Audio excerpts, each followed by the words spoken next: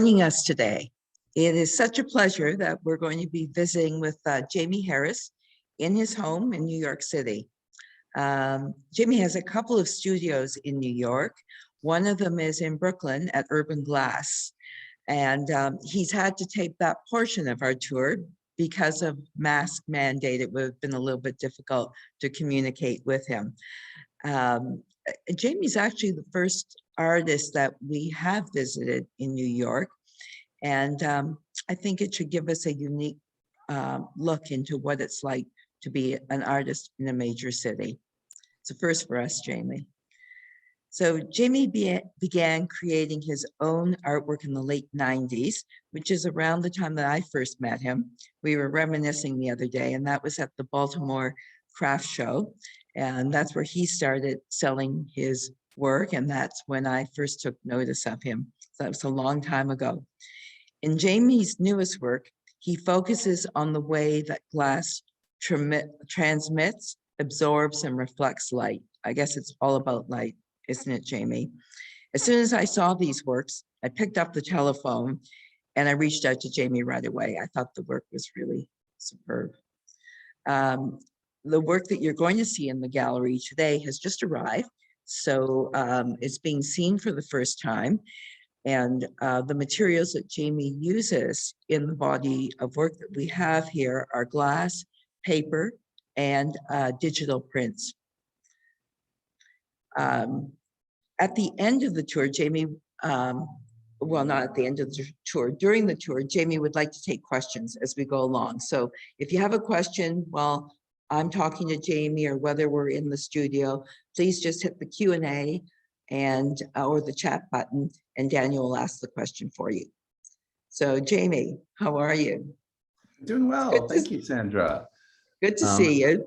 It is good to virtually see you. I am looking forward to visiting your space in person. I haven't seen the gallery since you moved to the new space. It's been, what, almost 10 years? No, I can't remember if you visited me in the space before this one. When I was in the old space, yeah. But thank you for inviting me to talk about my work and about my studio practice. And as you mentioned, I work in a big city, and for a glassblower, that is in some ways super, super not ideal. In some ways, the ideal environment for a glass artist is to live in the country with a huge barn in the backyard where you have your metal studio and your hot studio and your cold working studio all in one area. But for all of its disadvantages, it has a lot of advantages. I'm happy to share some of that with you today. I feel very fortunate working out of Urban Glass. I've been involved with Urban Glass for over 20 years as an artist, a teacher. I've been on the board of directors for a number of those years. Urban Glass is an artist access educational facility where artists like me can just walk in the door, make their work. Doesn't matter that you're in the middle of a city of 8 million people. There's glass blowing, furnaces burning all night. And because we're the center of the art world, we have so much energy, so much talent. The one thing I never lack when I take a project is the talent to help me fulfill it. It is an incredibly collaborative environment. I bounce ideas off of my peers all the time. My work is stronger because I see the work my peers are doing. It's really, for all the disadvantages of not having your own private space in the middle of the country, the energy and collaboration, I feel, has really just made the work that I'm doing possible in a way that probably wouldn't have been elsewhere. So I feel super fortunate. And I'm excited to share a little bit with you today. Excellent. When you work at Urban Glass, do you work with the same team all the time, Jamie? So yes and no. I kind of what I was just talking about. When I first walked into Urban Glass, I know it, I can put the date on it. It was Christmas '98. I got a tour from the people that are working there. I said, do you know anyone I could work with? And they introduced me with Rob Panepito, who is someone who I ended up working with for the next 20 odd years. So I've some of the people on my glassblowing team are people I've worked with for over 2 decades. And that's an amazing experience. They're artists of their own right. They work with other artists, they make their own work. They bring all those strengths to my work when we work together. They know me and the way that I work because we've been together for so long. And so that is one of the advantages that I have being at a place like Urban Glass. That said, I'm constantly working with new people because there's a constant inflow of new talent because we're in New York City. And that is another real strength in my work as it changes over the years. Glassblowing, as you know, it's always done in teams of people. My work is usually me plus 2 people, sometimes more for the larger work. And there's just a huge talent pool of people at Urban Glass and Brooklyn in general to work with. Mhm. And you said you worked in 2 different facilities. Where is the other facility? So I would say I work in more than 2. So I do most of my glass making home is Urban Glass. Although the cast work, like the 2 pieces behind you, I make out of a studio in New Jersey called Glass Roots, which is another educational facility, and they do amazing work as well. I do my cast work out of there because I work out of a different type of glass.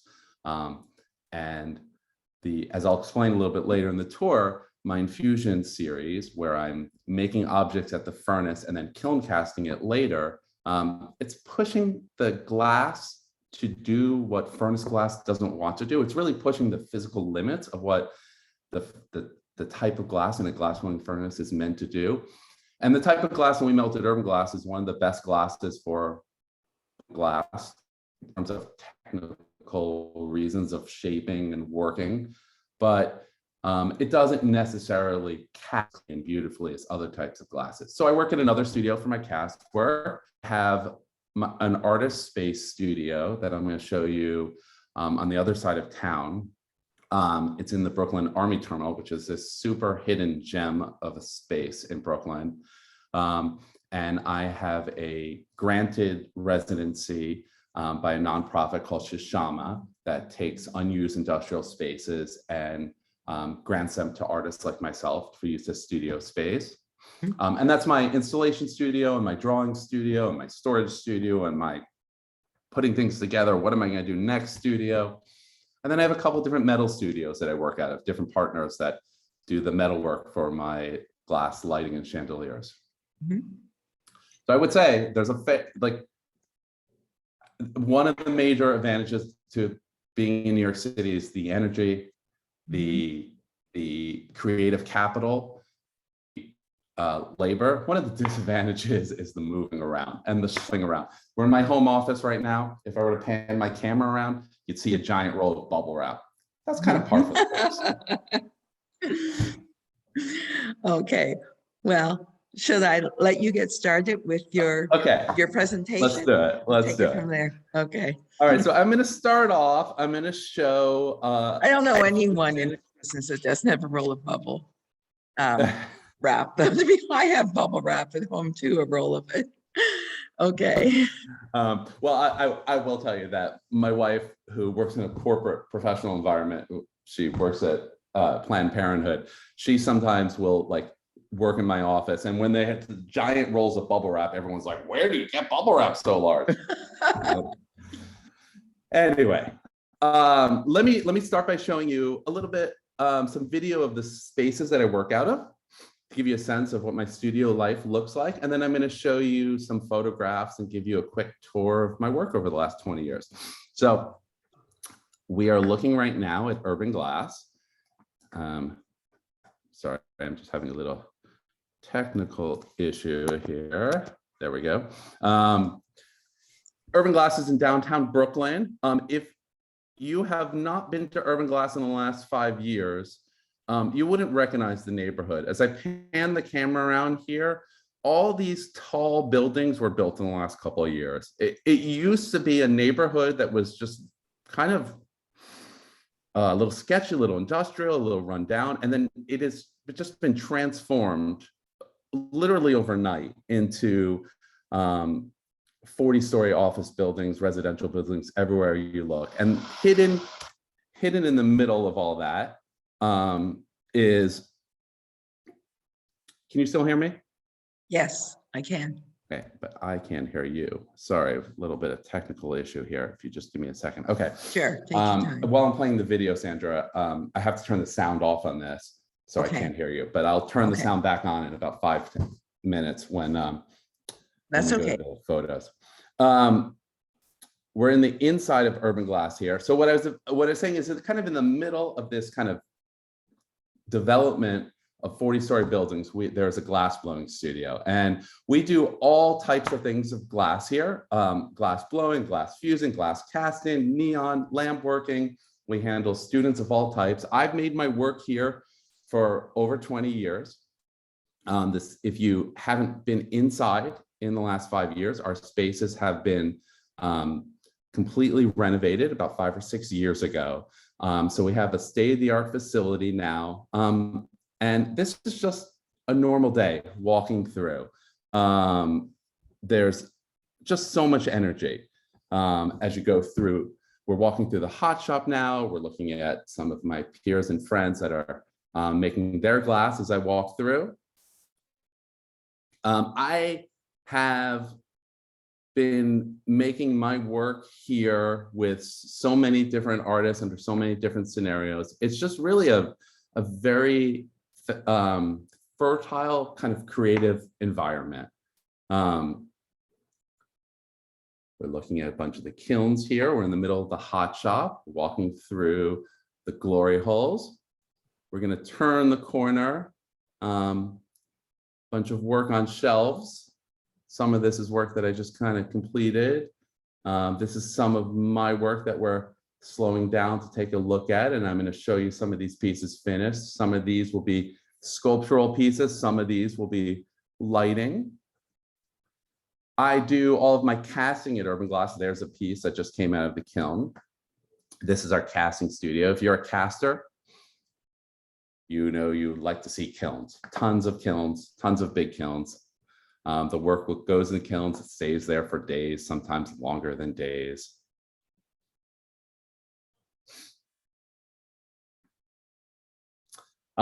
Here's some glass color bar. This is what the color bar looks like before you put it in the annealers to pick it up and use in the glass blowing process. And I'll talk more about one of the challenges in making my infusion work is trying to translate those color bars that just look black into actual color. This is the cold shop. I spent a lot of time in here, grinding, cutting. So much of my work is about editing, and the editing happens in the cold shop where I will make a piece, cut it, grind it, and then do the finishing, the polishing that really brings it to life. I couldn't resist showing, this is just what I was up to last week, unloading a kiln, taking up those are objects for lighting. I'll show some finished pieces later on. That's one of my favorite colors, alabaster, that does this beautiful transition from milky white to clear glass.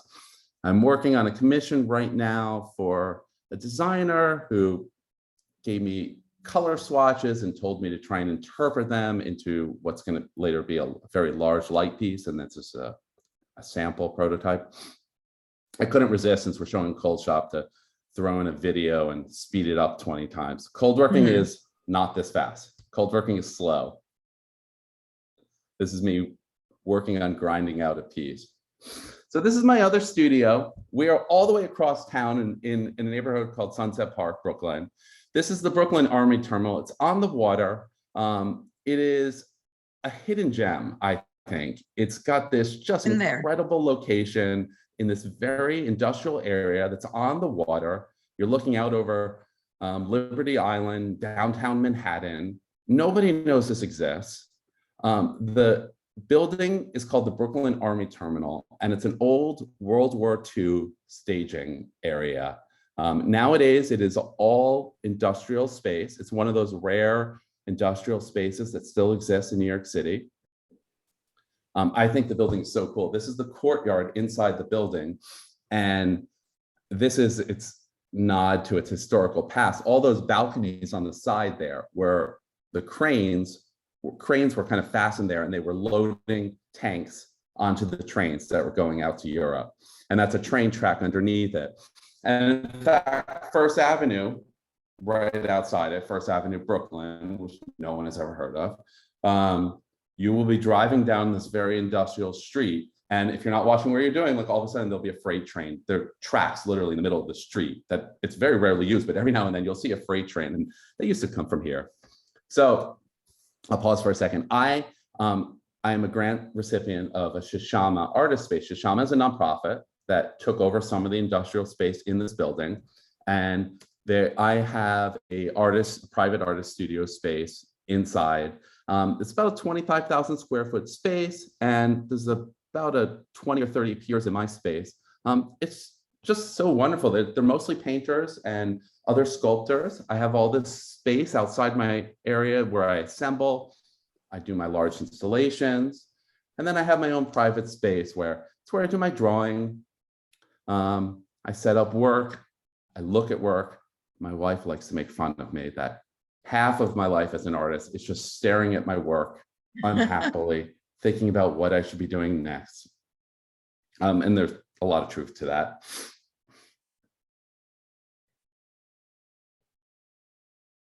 You can see there's the shelves are just kind of they're full of work that's in progress.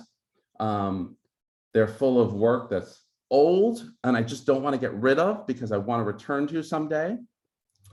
That's a chandelier that I'm in the middle of assembling.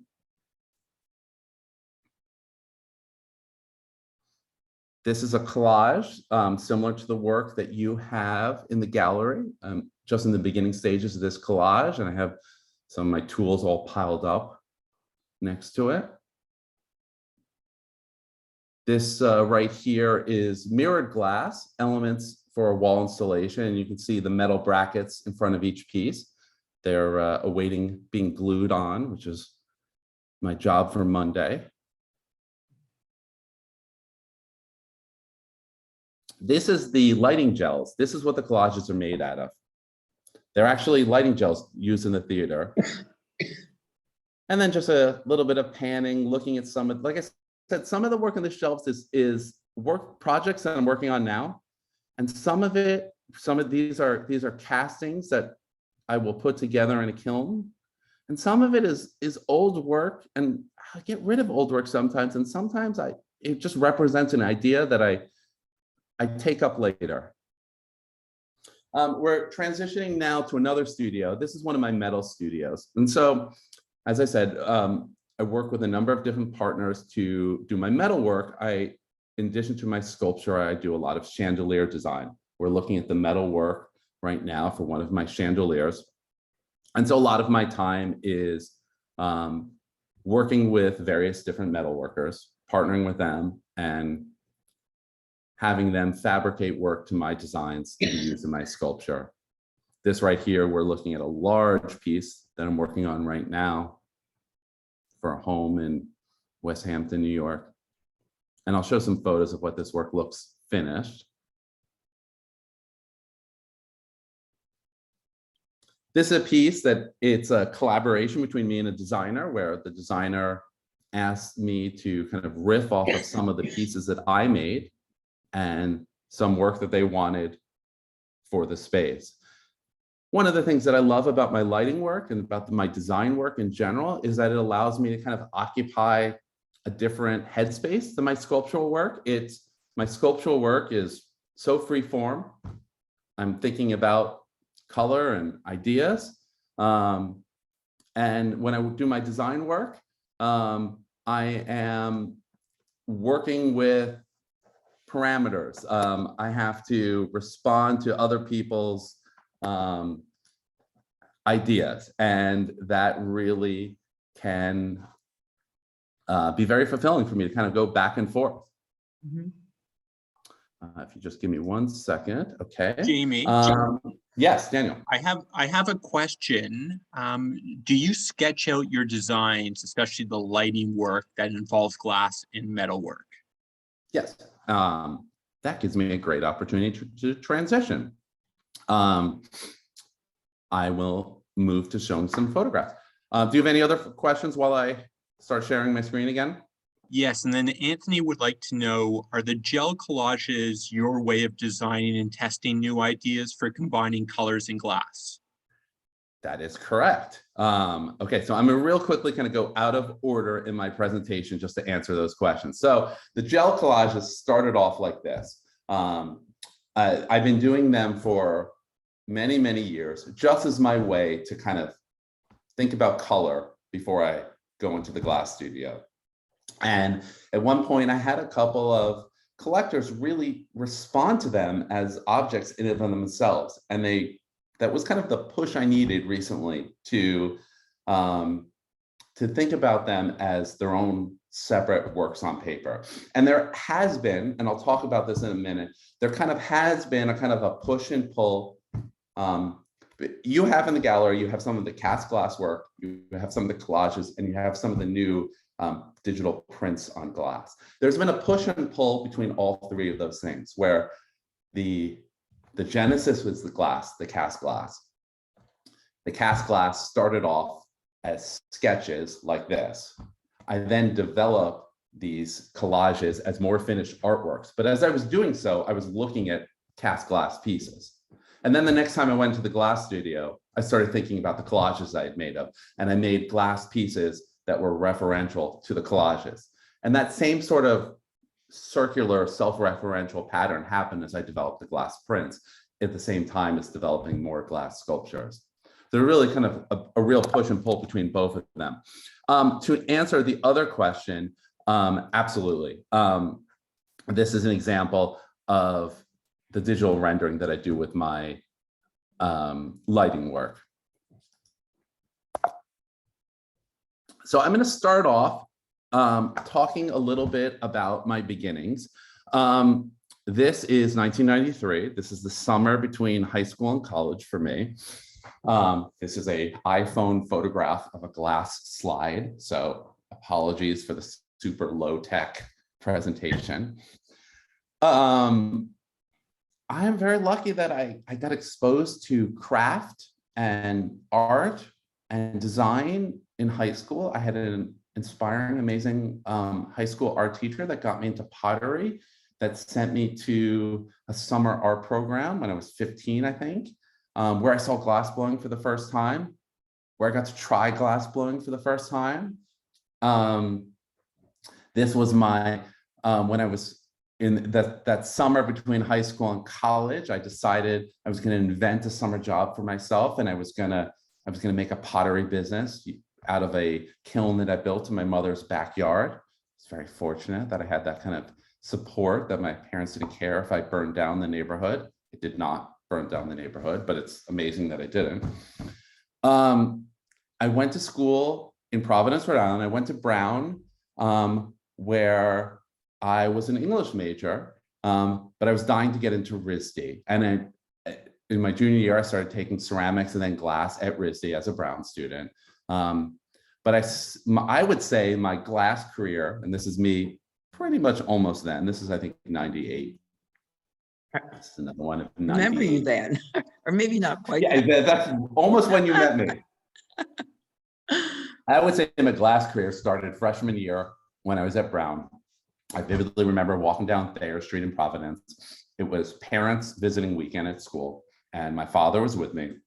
And there was a street fair in Providence, and my father stopped at a guy selling some glass flowers on the street. His name was David Van Noppen. And my glass said, "Oh, my son wants to do this. My son he'll work for free." I was like, "Okay, yeah, sure." And I mean, at Urban Glass, most people today, if you came in and said, "I want to do this, I want to work for free," most of us would say, "Sorry, we can't help you. It's too specialized. We spend too much money. We pay by the hour. I can't take on a 19-year-old apprentice who doesn't know what he's doing." This guy took me on. I worked with him and Providence has an amazing glass scene because of RISD. So many RISD alums stayed in Providence. I worked with many of them as an apprentice while I was in college, and I finished school with an English degree, and not sure like what I was going to do other than I'm like, I guess I would go to law school because like that's what everyone in my family did. And that glass artist that I met 4 years earlier, his glass flower business was exploding and he invited me to work full time for him. And I said, sure, why not? I never left. I fell in love. I started traveling around the country to places like Pilchuck and Corning and taking master classes with the amazing American artists that have really transformed this generation and the next generation of glass artists. And in 1999, I moved back to New York City, and I started going to Urban Glass and pursuing my work.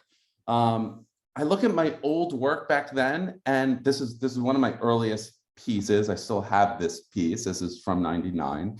And I see so many of the same themes that inform my current work. A love of color, a love of geometry, a reference to painting, especially abstract expressionists, Kelly, Noland, Rothko, Pollock. Those are like the strong kind of painterly influences in my work. And a lot of love of geometry and altered geometry, movement and implied movement. I really feel like thematically it's been very consistent. We're looking right now, I started a master's program at NYU that I eventually dropped out of because I wanted to be a working artist, but I still look at this old master's work and I see so many of those themes of color and geometry. I was very fortunate at Urban Glass to get a lot of connections as I was trying to build my business and hustle. One of those connections was a buyer for Tiffany's. And I started doing unique items for Tiffany's in 2001 or two. It was on their catalog and in many of their stores, and it allowed me to really concentrate. It was an opportunity every year for me to kind of push the boundaries of what my technical abilities were and still try and work in a unique colorway for me. Remember that series? Yeah. I mean, for me, as a colorist, it's always been about varying, reapproaching the same idea, but making it different. Mhm. And if one year I was in a poppy mood, the next year would be in a more graphic mood. Or I built around that time, I built a relationship at Barney's, and I started making every year a unique line for Barney's. Daniel, is there a question you want to take? Or do you want to save questions for the end, other than Q&A chat? He might not hear you right now. He might not have a Okay. question, but if anyone has a question, I please saw someone let raising us their know. hand. I think if you can chat, Daniel will relay the question. Otherwise, we'll take Q&A at the end. So these are right now, these are some different images that I did for Barney's, New York. It was another great opportunity. Almost 15 years I made work for them every year. Every year would be something different. Mhm. Opportunity to kind of go back into the studio, reinvent the theme, but make it feel like me. It's very much like fashion in a way in those days. And that's how they approached it. I mean, it was I know. always done. It was always done in the fall with their fashion launch, and they saw it as an opportunity for me to come up with a new line. It had to look like me, but it had to be different every year. And it was such a. I spoke about this earlier, but the intellectual challenge of that, about, you know, some years it would be they'd come in and they would say the color this year is teal blue, so whatever you do, teal blue. I'd be like, okay. And I think about that. I mean, but the challenge, the kind of like intellectual challenge of like, here's a box you need to work with inside this box, but it has to feel like you. To me, that would be so freeing, as opposed to I might have spent just 3 months doing work for a gallery. And you know, when you're doing sculptural work, there are no constraints. The only constraint is you want to be original, you want to be different, you want it to be you. Going back and forth between those two different modes of thought, I I still to this day find that to fuel my work. So, okay, we're going to bounce back and forth here in time. This is some of my earliest sculptural work now. This is my mod series. And again, it's about geometry, of color. It's about altered geometry. I became very interested in, it's also about, and we'll talk about that, I'll talk about this with the infusions. I also became very interested in taking the rules of traditional Italian glass and breaking them. So this is a traditional wheel carving technique done in Italian 20th century glass that I'm using to improperly by actually piercing all the way through the vessel wall and creating holes in the piece as a way of doing decoration and sculptural form at the same time. I'm just going to chime in for a second. We have another question. You mentioned an earlier attraction to abstract expressionists. Are there specific meanings you associate with certain colors and color combinations? Yes. So what I feel very strongly is, and I think I feel this most strongly as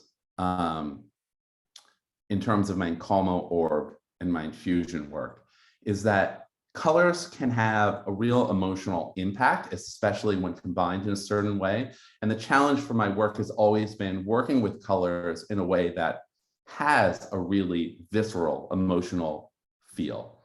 And as I look through my older work, I can see my color choices changing as over the various years, because I'm as I get older, I'm just interested in different effects and different emotional feels from the color.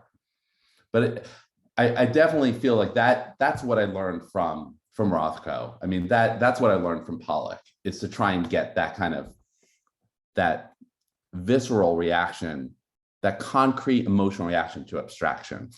Mm-hmm. This is I've spent a lot of time working on wall installations and putting multiple pieces of glass together in a kind of an architectural sense of, you know, I think of it as putting motifs together on a large architectural mosaic on an architectural scale, creating color and movement that really transforms a space. Going back to the idea of renderings, this is how I used to do renderings before we all had computers. I miss these days. The computers are much more powerful, but I'll show you a couple of hand renderings. I love the feeling of hand renderings. This was a piece I did for the Banner Children's Museum, Children's Hospital, excuse me. Delightful. So, I mean, I really kind of approach my wall installation work in a lot of different ways. Again, it's thinking about geometry, but in a kind of altered way that implies Yes. movement. I love this piece.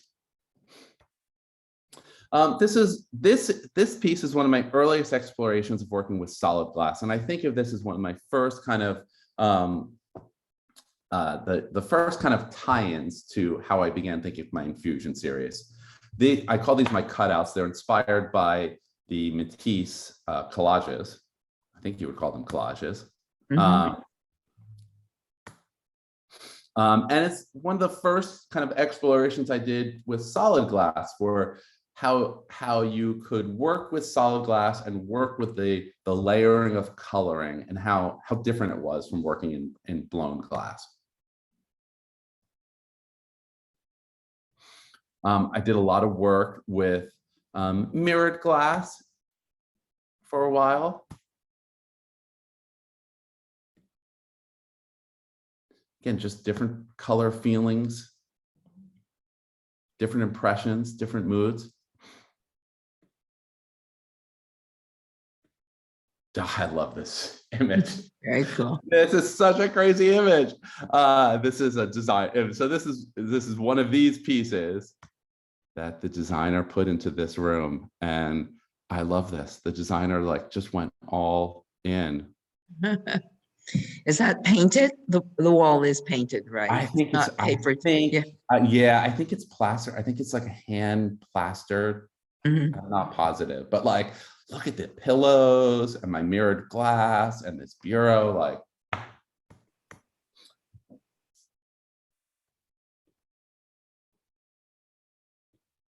So, okay, now we're transitioning to another series. These pieces are large, I guess you would call them fusings of glass. They're glass marini is a traditional glass blowing technique where you make small little pieces of solid glass that you slump them together and then you roll them up usually. Here I'm making them super large scale so that each one of these circles is about 3 inches in diameter, and fusing them into wall panels. There is a similarity to the work today, you know, Yeah. that it's dictated by the color. Yeah. Right. Yeah. And so, I mean, I think one of the reasons I look at this work and it immediately to my eye says like the work I was making in the aughts, is the poppiness of the color. I've moved kind of away from that poppiness, although I still look at it and I love it, but it's just, I think differently now. This isn't that same aughts kind of poppiness color field. These are called my color field pieces. And these are not blown in any way. These are kiln formed, slumped, and carved. There's a hand rendering into a final piece. Mhm. And now we're moving to my Encalmo Orb series. This is my oldest one. This is an older series that I don't often return to, but this is kind of the intellectual genesis of the Infusion Block series. Encalmo refers to the Italian glass technique of joining multiple colored bubbles of glass together to create this banded technique. I was very interested in using this as a form to create color in a way that was painterly, so that even though they're three-dimensional vessels, I thought of them as two-dimensional objects. I thought of them as the reed between the inside and the out, the reed between that inside color in the middle here and over here. I thought of them as portraiture in a way. They're meant to kind of be somewhat referential to a body in their sense of proportion. But again, each one is an idea to explore color in a way that has hopefully a very strong emotional resonance. I don't often return to them, but this is me just 4 years ago, and that's my friend Rob Panepinto on the pipe with me. This is me making one of the last couple of pieces I did for Barney's. And that was this piece that we No did. longer there, which is a pity. No longer there, which is a pity. I'll take a quick transition and talk about some of my lighting work. My lighting work occupies that kind of intellectual space in my work today that my earlier production does. I don't really do a production line anymore. I really focus on more elaborate projects that take more time. But the lighting work for me it's intellectual in the sense that each work is custom made to a project. A lot of times, designers and architects will come to me with a specific space. This is a dining room table. I want to fill this space. How are you going to fill this space? How are you going to make it feel like you? That process of kind of responding to constraints is, to me, freeing. It gives me the kind of intellectual freedom to then go back into the studio and just make work. This, by the way, is not a photograph. This is a rendering. This is what renderings look like nowadays. It's nicer, but there's a part of me that really does miss that hand-drawn quality that I used to use. Understand that.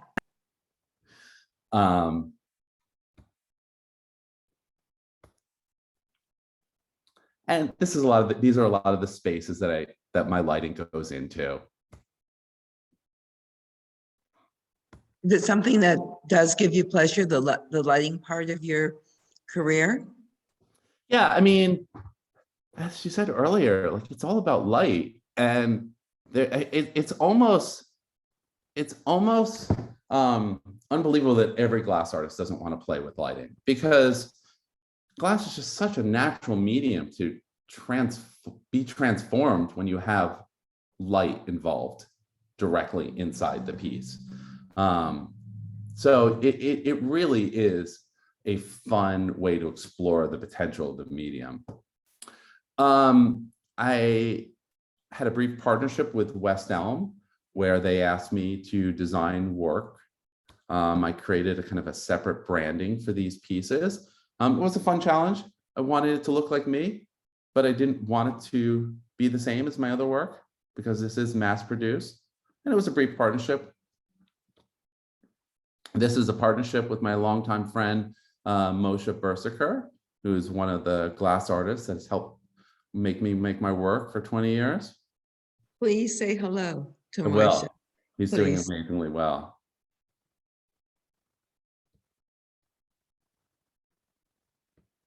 This is that piece that you saw a video of earlier.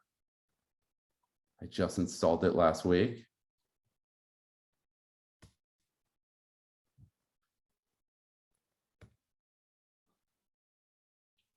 I look at these pieces, but so you asked Sandra, you asked about my lighting work. I mean, again, it is work that frees me to do the other work in an intellectual way. But I also look at it as being so directly tied. It's this when I'm most successful at it, it's the same themes of color, geometry, and altered geometry and movement. Lovely. This is some pieces that I've worked on the last couple of years with the mirrored glass. And of course, mirrored glass is just such a great opportunity to play with light because of the reflections.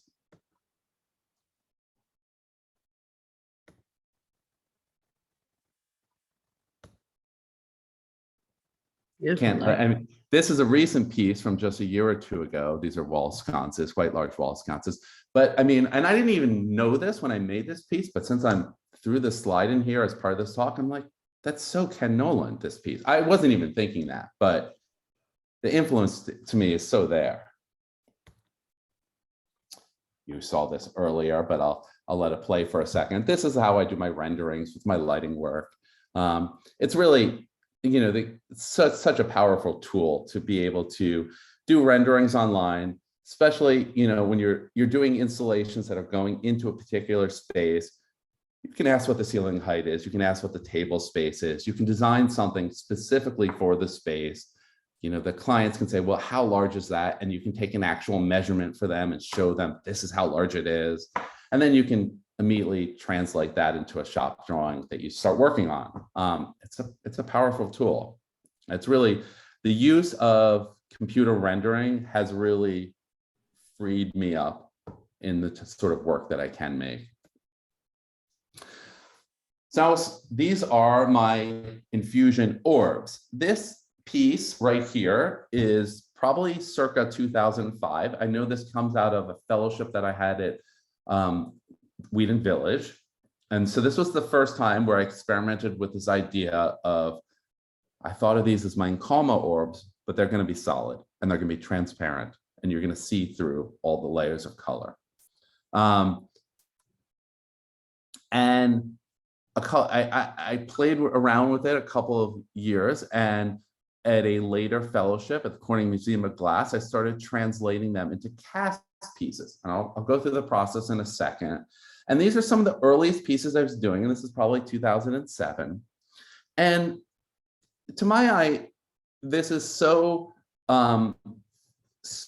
close to what I was trying to achieve, because I was really thinking, again, in a painterly format, and these are presented as paintings. They're you can see them here. They're in this stainless steel frame with a white backing on them, hanging on the wall. And I had a talk with a gallerist who said to me, these are wonderful, but you're missing light. You can't see the light through them. And that was such a freeing observation. And that made me realize, oh, I've got to get them off the wall. They need to be objects because they need to be surrounded by light and diffused by light. And this is one of the first ones I did. This is my infusion block series that I have really been kind of pursuing this for a little bit over a decade. Mhm. I Amy, love your sense of color.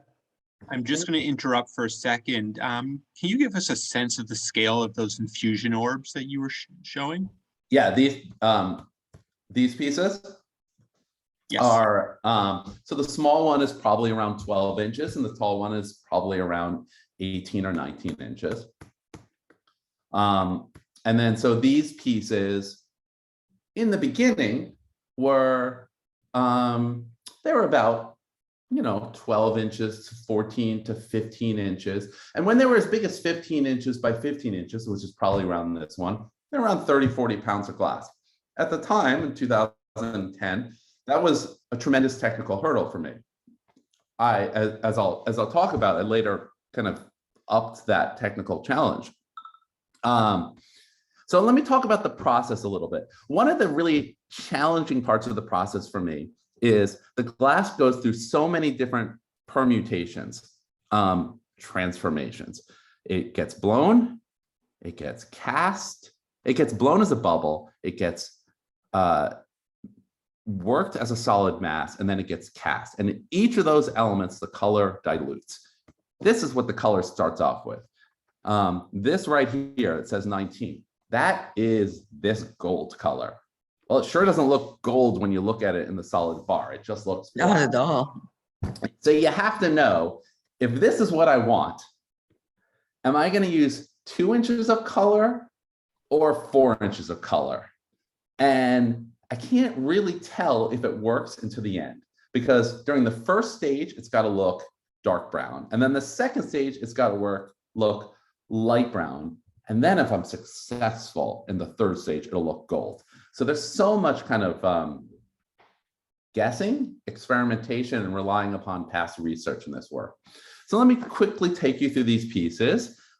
This is that color bar picked up on a pipe. Mhm. The color bar is dropped onto a bubble of blown glass. There's Moshe Berserker. This is probably, It's hard to recognize them there. Yeah. But well, also he's obscured, but this is probably 2010. Now we have a bubble of colored glass.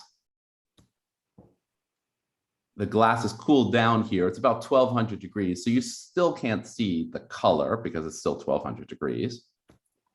And now on the left here, I have a mass of solid clear glass.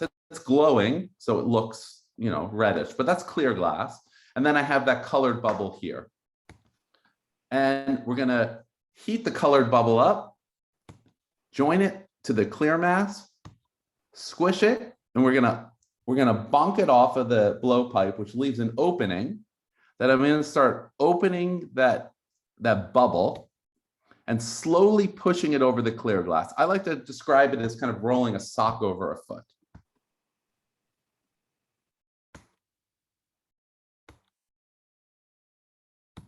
And in the end, I've got a mass of solid glass that now has color on it. So if I want to do a double veil of color, if I want to do a layer of a color inside another layer, I'll repeat that. I'll gather more clear glass around this, get another bubble on another blowpipe, repeat the process. For this piece, I've decided I just wanted that one veil of color. I've transferred it over to the other side, and I put a little bit of clear here for separation. And that goes parked away. We call this a garage. The garage is at 1000 degrees. It's going to sit there for an hour while I prepare the other half of the piece. And I prepared the other half of the piece. I'm now grabbing that piece out of the garage. I'm now squashing these two solid elements together. So this is me doing the Italian technique of incolmo in a kind of bastardized way of solid glass. I'm joining them together, gathering out the glass. So now I've gathered another layer of solid glass. And now I'm going to squash it, and we're going to jump forward in time. This video is recent. And washing the solid glass piece. This is a recent piece, so the actual piece is a lot more layered. It's a lot larger in scale, but it's the same technique. And I'm stepping away, partially for this lift and partially because there is just so much heat coming out of that. Wow, that's Probably hot. 40 pounds of glass. So now we're back 10 years into 2010. The piece has been flattened. It's been constricted. It's going to break off in the pipe right here. Mhm. Okay, so this is not that exact piece, but same style of piece. And it is off the pipe and unfinished. This particular piece is an example of something in around 2010, I started doing work for the US Department of State. The Secretary of State, Hillary Clinton, her people came to me and asked me to make official gifts that the president and Secretary of State would bring whenever they traveled abroad. And it was really fun opportunity. You may know Sandra Hillary Clinton when she was First Lady. She brought a lot of artists like Dante Marioni into the White House collection in the 90s. And she's always, I think, had an attraction to glass art. And as a former senator of New York, she was always interested in New York artists. So I had a relationship with them for many, many years. I was always kind of surprised because they would always come to me last minute. They would have a diplomatic trip that they planned for 6 months, and they would come to me the week before the trip and say, what do you have in the colors of the flag of Mexico? They're like, oh, that's not the way it works. So at one point, they decided to commission a bunch of pieces from me. And this is one of the pieces they commissioned from me. They later told me that Secretary Clinton loved the work so much that one Christmas she came into the office and said, give me a piece from the vault from that New York artist. I'm bringing it home as a Christmas present for Bill. So that was kind of a fun experience. Good for you. So this is those pieces finished. So you take the the top straight off the pipe, and then I would carve and polish them. So this was the Infusion Orb series. I then decided when I made the infusion blocks to take it a step further. I would put multiple elements, and each element having more and more layers of color in them. And by the way, this is Sandra, this is the piece that you have right behind you. Was it? Yeah. So That this is fabulous to see. so Okay. this is 3 elements. You just saw pretty much how each one of these 3 elements were made. Each one of these elements is about 30 pounds. They go inside I'll put together a dam. Sometimes I do it out of kiln shelf material. Sometimes I construct it out of vermiculite. This gets constructed into a kiln, and then the kiln gets brought up. The kiln gets brought up to 1600 degrees. Here you see it's starting to fill the corners, not quite. And this is not that same piece, but it's another style piece. This is what the kilns look like at 1600 degrees. There's a whole lot of heat. Can't see anything really, but you can see that the glass has melted and filled the corners. So this is your piece out of the kiln. Right? So much of the recent pieces that I've been making is I make them and then I edit them down. I have been experimenting with water jet cutting. This is loud and slow. It takes about this is not your piece, but it's the same size. It takes about 20 minutes to go from one side to the other. But that's how the work gets finished nowadays. The work has really become so much stronger for me in the ability to make them and then crop them. And I would say the work I've been doing with the digital printing has kind of has influenced that. It's taught me the power of editing down. They'll get cool. So the piece behind me, when you put Yeah. that piece into the kiln, how long is that in the kiln for? About a week and a half. Mhm. And is it difficult? Does it fill the kiln? Does it fill the mold Yeah. Or do you have to? So it'll fill the mold, Uh-huh. and then I will cut it down. Like, so your piece, I cut down here, I cut the sides off, I cut the top a little bit, depending upon, it is a little unpredictable how it comes out. I have some idea based on the past, but there's a lot of unpredictability. As we say, it's incredibly painterly, what you've developed. Oh, thank you. And as I'm going through some of the old pieces here, I like to say, I mean, the real inspiration is the movement, and the movement in my mind, I don't know if everyone sees this, the movement in my mind is that movement I see when it's hot. When it's hot and the glass is flowing and I'm squashing the glass and I can see the layer inside the layer moving, I am trying to capture that light and that movement that I see in the glass blowing studio at the furnaces into the final piece. And that's my goal with these. I've been working on them for about a decade. They really have changed over that decade as I've kind of just gained strength in the technical experimentation.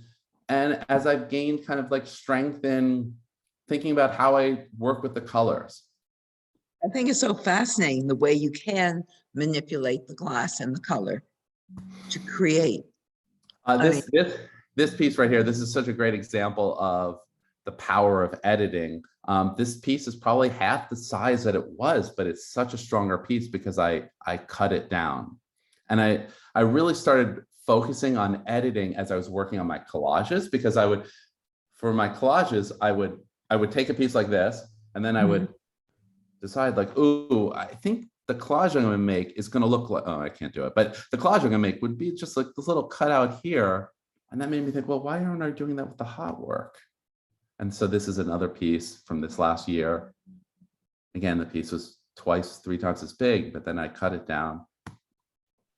Jamie, I have another question for you.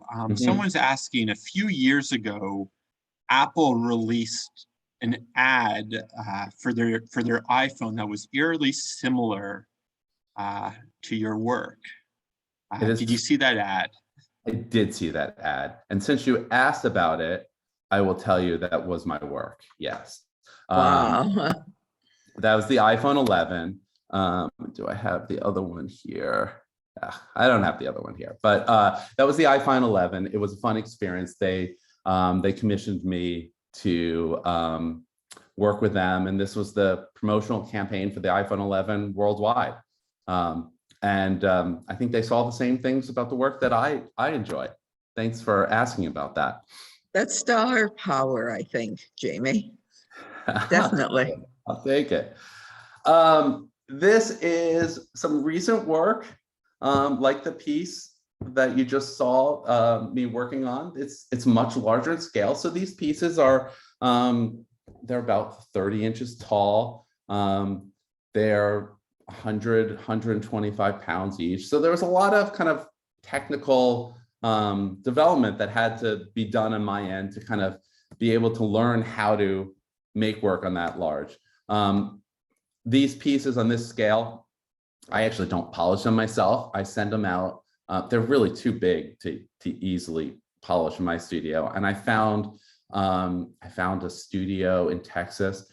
They do all of NASA's polishing. They are the people that when NASA needs to make a new telescope lens, they polish it. So what I think of as being really large scale, like to them, it's like, oh yeah, we'll fit that thing in. It's so small compared to that, 3,000 pound mirror that we just polished. So are these two pieces that were commissioned and placed? Yeah, this is a hospital in Long Island. This is a new piece. This is available. Another new piece also available. So please speak to Very Sandra. organic. So, I mean, it's all organic. Many of the pieces more so than others. Beautiful.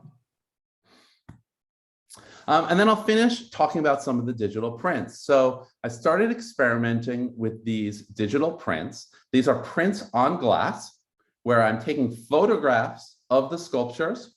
I'm manipulating them on the computer and then printing them. And I'll quickly share with you a recent commission I did. So I made this piece in the hot shop, And I'm trying to, this particular commission, it's supposed to have brown inside white on this side and white inside amber on this side. And it's like, okay, it looks good. I feel strong about this. I cast it, came out. I'm like, oh no, that didn't work at all. The white is gone. The brown came out way too strong. There's no white here. I just used the wrong white. I used too much of the brown. This got thrown away. Does that happen very often? Sometimes. I did it again. Here's the next attempt.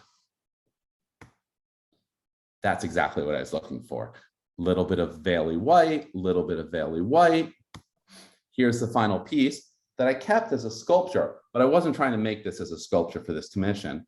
I was trying to make this, which is just the photograph of the sculpture, ignoring the sculptural elements, so that I could print it 15 feet wide. This is for a hotel in Sydney, Australia. Beautiful.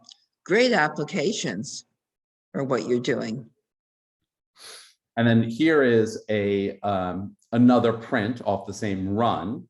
And so it's really been fun. Each of the prints, I call them mono prints. They're all unique, but a lot of them will come from the same kind of master image that just gets manipulated originally for each print. This is the most recent project I did. This is for a hospital, a rehab facility in Westchester.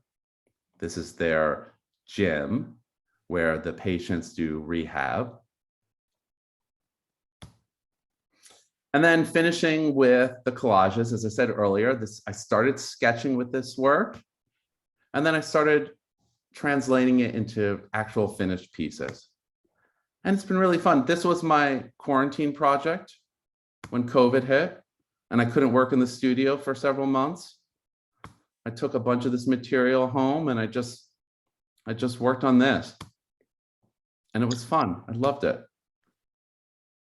Are you pretty much back in the studio now full time? You know, the studio, we did an amazing job at Urban Glass. We came back in July of 2020, and we were all scared to be back. But, you know, it turns out Glassbone Studio is actually, like, all the things of ventilation, they're built into a Glassbone studio. It was a relatively safe place to be.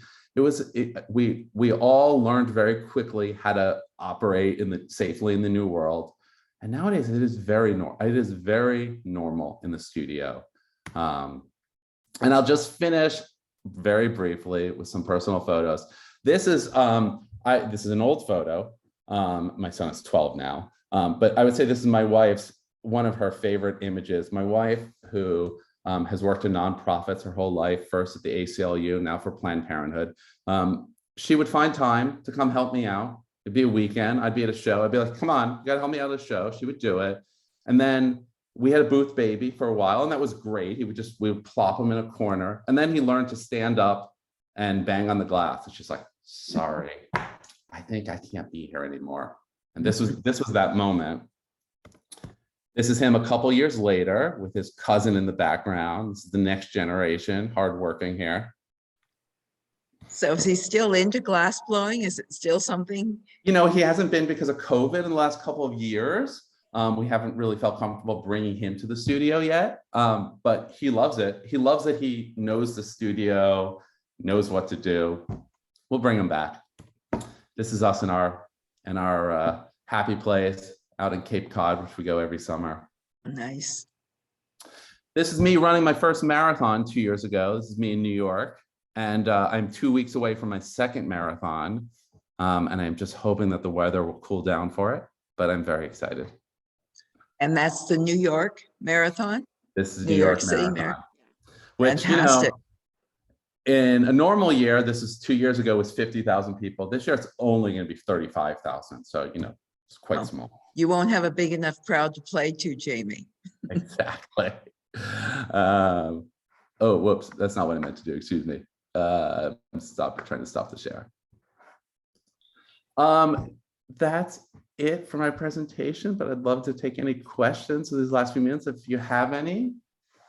So Dan, are there any questions there? I can't see anything on my computer, so. So maybe before we go to questions, I'm just going to put up a short video so we can look at Jamie's work Oh, in the gallery. fantastic. Okay, great. Let's do Great. that.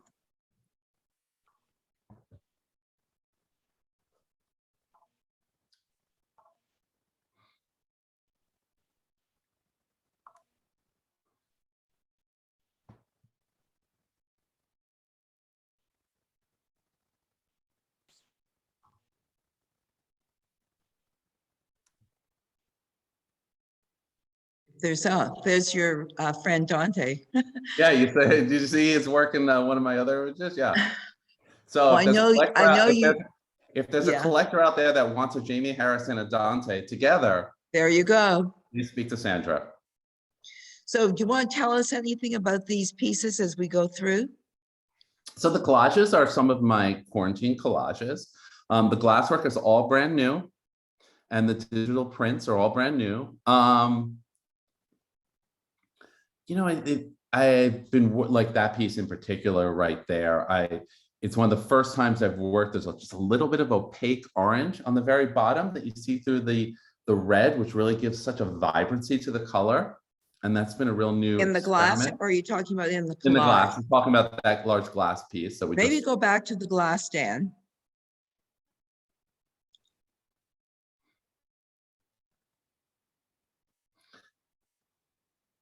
So someone is asking if all of your collages are done with lighting gels.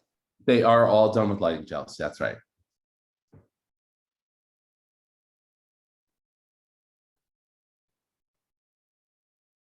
I could look at them forever. They're beautiful. Thank you. There's something very peaceful, at least for me, about your work, looking at it. That piece where the casting right there in the blues with a little bit of amber, that is kind of a new direction where they're much more, there's a lot more complexity on the blowpipe. So where some of the pieces will be cast out of multiple elements, like I showed earlier, that's all one element. So that's all one piece of glass. It just happens to have, you know, there's like 10 layers in it. So 10 Encalmos all done. So that was like a 6-hour glass blowing session to make that piece. And it changes the way it looks. It's definitely that piece, that blue piece with the amber on top, that is very influenced by those collages. Hmm?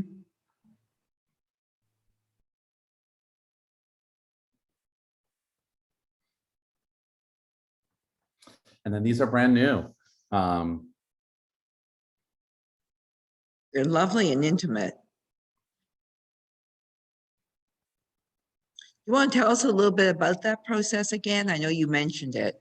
So the genesis of the imagery comes from photographing one of the cast pieces that I then manipulate digitally.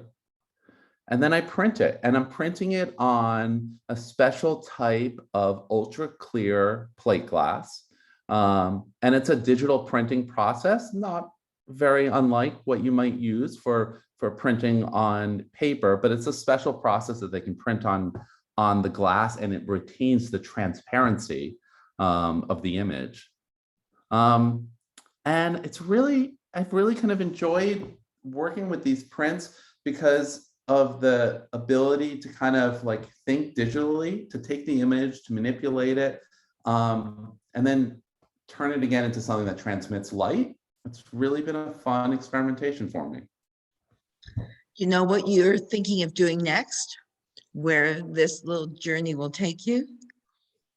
I don't. I will go back into the studio. Right now, I'm preparing for a big lighting show in a couple of weeks, my first in-person show in 2 years. And so that's a thing. And then I'll go back into the studio, and I don't know what I'll do. I'm excited for what'll happen next. I mean, you know, and that's a lot of the way that my work happens is I go into the studio and I say, I don't think it out sometimes until a couple weeks ahead of time.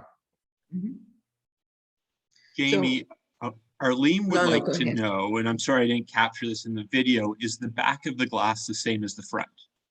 Oh, the cast glass pieces. The cast glass, yes. They're not, purposely so. The sides and the glass of the back are left at a very fine frosted finish. And the front of the glass has a very highly optically polished finish. And so I both love the contrast, the textural contrast between the optical polish and the frosted sides and back, but it also has a lot of functionality in that frosted back diffuses the light. And they're, Sandra, I hope you can attest to this, they're very easy to light in your home because all you need is a little light bounced off the back somehow, and it makes the piece glow. Or if you have a window and you have a space where you can set it in front of a window, it will change as the sun sets and rises, as the light behind it kind of like glows. You okay with Yeah. time? Okay. Yeah, no, sorry. All right. You have another question, Dan? I believe that was our last question. If anyone else has any questions, feel free to type them in right now. I think you did a very good job of walking us through your work and explaining it all, which was You know, wonderful. in some ways, doing this digitally is more freeing because it allowed me to show, I think, a lot more than I would have been able to show if you come and visit me in person. It's not the same, but I love that you're so enthusiastic and there's always a smile on your face when you talk about your work, Jamie. well, thank you for that.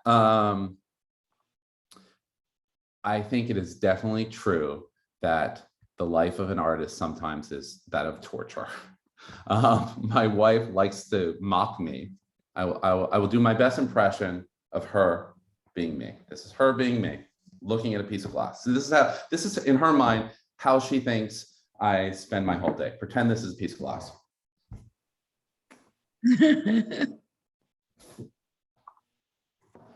There's truth to that. I mean, a lot of what I do is I stare at my work and I'm unhappy with what's happening about the work. And I'm like, how can I change it? How can I fix it? And that's just part of being an artist. So there is that side to it, but it is kind of nice to kind of take an opportunity to reflect on the growth and the improvements and to be proud of it. But you do have the opportunity to sit back sometime and look at it and say, wow, I'm blown away by that. I'm really happy with it. Well, thank you. Thank you. That's very meaningful. For sure. I have Wow. a few more questions that have come in. The first one is, what exactly is a lighting gel? So I can't really answer that question other than I know that it's used in theater for making colored lights. I think they put the lighting gels in front of the lights to like create effects on stage. All I know is I buy them at stores that cater to theater props. And the stores are awesome. Like they're always so disorganized. There's like drawer after drawer after drawer. And I'm always like this mad artist, like going through all this material. And they look at me and they're like, well, what are you trying to do? I'm like, no, you don't understand. I'm not using this for theater. I'm an artist and I'm just in love with this material. And I think that's what it's for, but I can't speak to that authoritatively. And then Deborah would like to know, how did Tiffany's and Barney find you? Tiffany's found me. Tiffany's found me through a peer at Urban Glass. And they were very interested in 2001 for trying to introduce studio art glass into their stores. And they had a relationship with an artist named Michael Davis, who was an Urban Glass artist at the time. Do you know Michael? Yes. And they asked Michael to put together some of his peers, and he invited me to be along with 6 people to present some work, and they responded to my work, and it was a fit. I mean, it was a really, and similarly with Barney's, they met me at one of these shows. They met me at a ACC Baltimore show. They walked the rounds. They know all the artists, and they brought some of my work into the store early on, and maybe, I don't remember exactly, 2003. But similarly, it was just a really good fit because I said to them, look, I do have a production line, but I really specialize in doing unique things. So come to me with like, what's the new thing this year? And I'll create an original line for you every year. And we both really enjoyed that give and pull. You know, the department stores were really instrumental going back to the 70s and 80s, being the front line for a lot of artisans. And that's actually how I got started. When I first started showing artists work, I showed it in a department store. In Toronto, it was Holt Renfrew, and in Crede, where it was the same concept, the same idea that you could bring art to the masses. And that's the same thing that they've tried to do. I guess it's not as necessary today as it was going back then. And a lot of these department stores are gone now. Yeah, it's really Too bad. sad. It's true. It is true.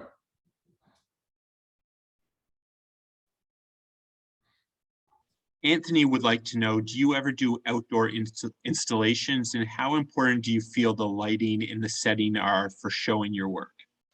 I've just done a little bit of outdoor work. I mean, one thing I will say is that a lot of times people are nervous about putting glass in an outdoor setting.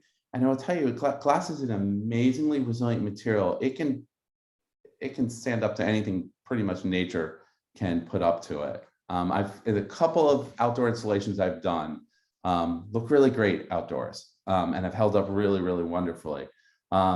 But I haven't done a ton of it, and it's something I would like to explore more in the future. Yeah, glass is beautiful outdoors, as long as there's not a tree branch or something. About the head, sure, sure. That's the only thing you have to be sure of. But you're right, it doesn't matter whether it's hot, cold, rainy, snowing, nothing will happen to it. Yeah, no, I mean, I can't exactly, you might know this better than me, Sandra. I saw something Chihuly did in the 70s, somewhere in like this very rural. Cascade like, Mountain.